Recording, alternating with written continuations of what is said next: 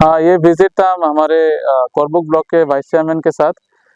ये देखने के लिए कि रिव्यू करने के लिए कि प्रोग्रेस कितना हुआ है, क्योंकि अभी तो मेला 13 तारीख को शुरू होगा। हमारा इनॉग्रेशन है, 13-14 चलेगा।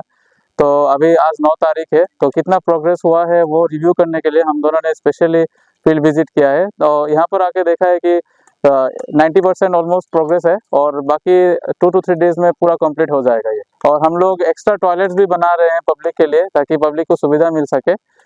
पिछले साल मेरा जो इन्फॉर्मेशन है अराउंड 50 to 60 नोज टॉयलेट्स थे टेम्पररी, और परमानेंट 30 नोज थे। तो अभी इस साल हम लोग अराउंड 150 टेम्पररी टॉयलेट्स बना रहे हैं।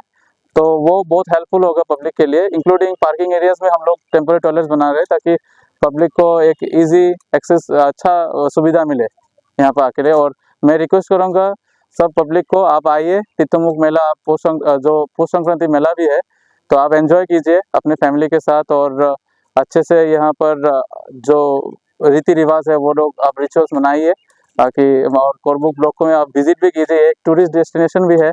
तो आप यहाँ पर सुविधा लीजिए यहाँ पर।